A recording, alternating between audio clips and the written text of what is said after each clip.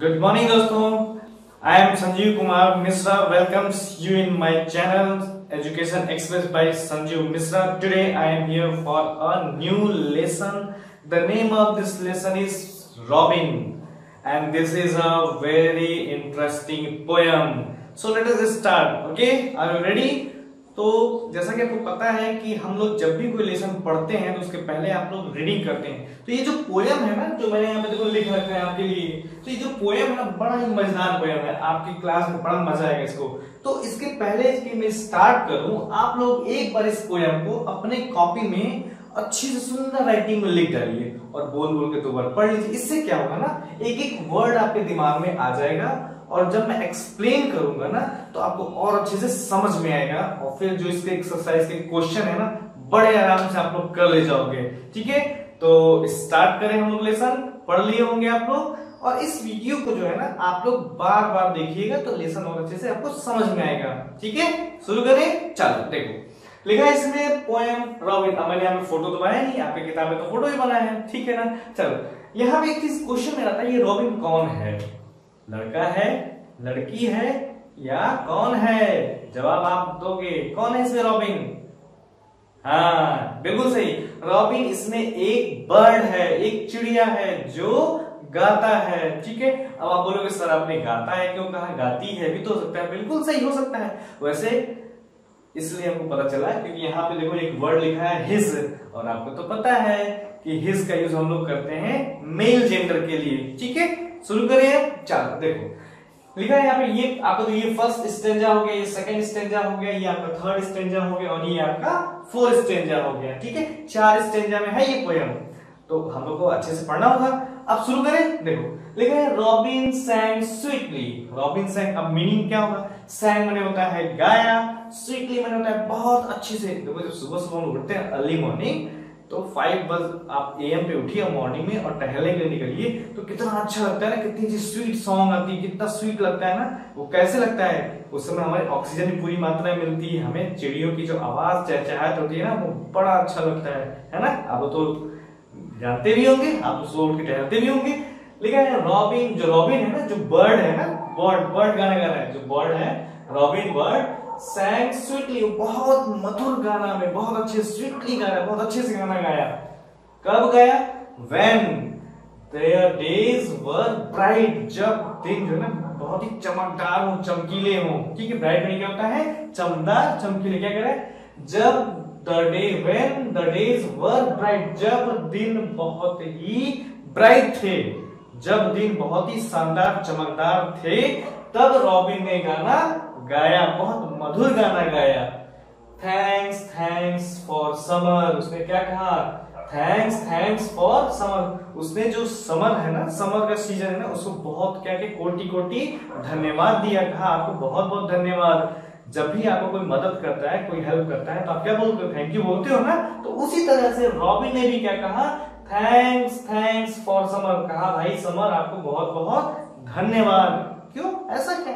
अगली लाइन में देखते हैं, He sang with all his might, उसने पूरी अपनी ताकत के साथ, पूरी अपनी स्ट्रेंथ के साथ इस गाने को गाया। अब एक बार देखा फिर से क्या कहा?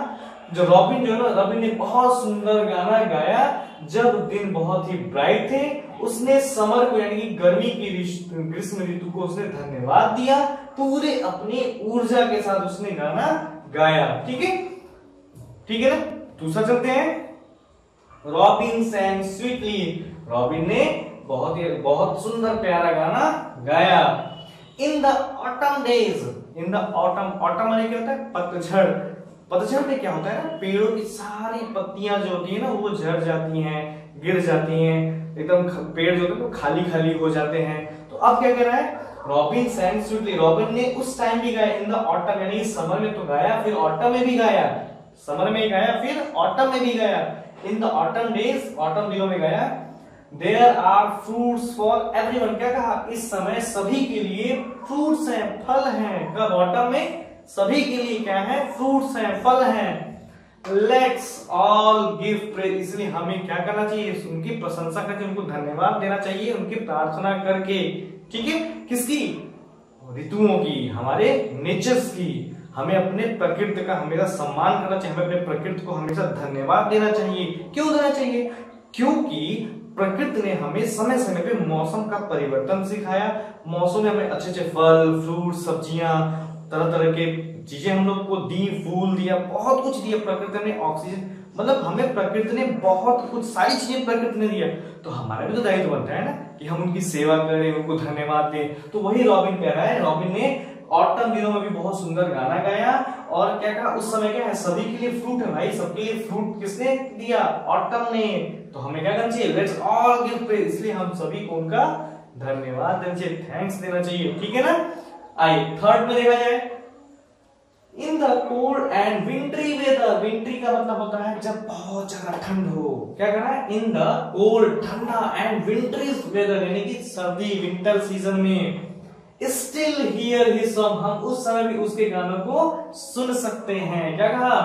स्टिल हियर हिज सॉन्ग, उसके गानों को सुन सकते हैं, सुनते हैं।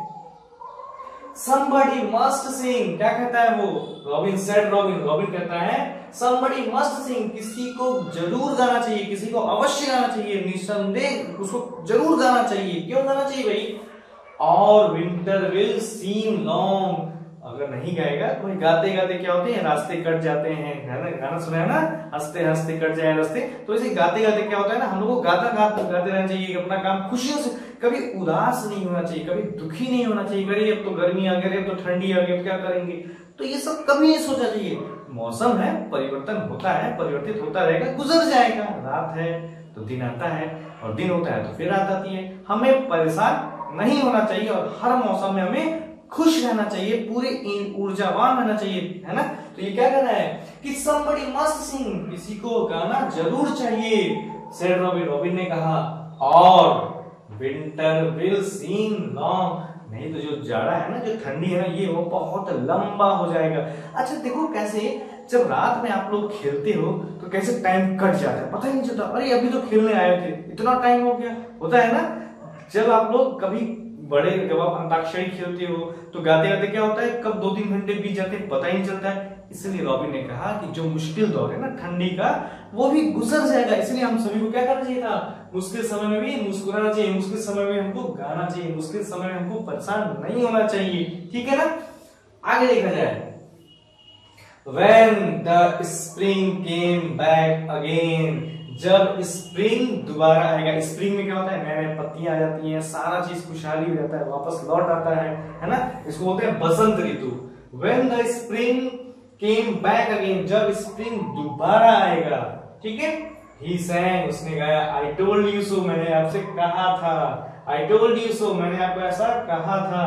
Keep on singing, गाते रहो। Keep on singing, गाते रहो। यानी कि यहाँ पे गाते रहो तो इन्होंने पोएम में कहा, कवि का भाव क्या है कि आप मुस्कुराते रहो, खुश रहो, निराश मत हो, हतोत्साहित मत हो। ठीक है?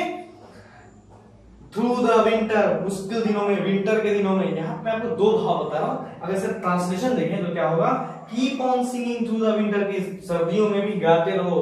इसका दूसरा अर्थ क्या निकलेगा कि अपने मुश्किल समय में भी धैर्य बनाए रहो और हमेशा खुश रहो, प्रसन्नचित्त रहो, तो वो दौर भी गुजर जाएगा।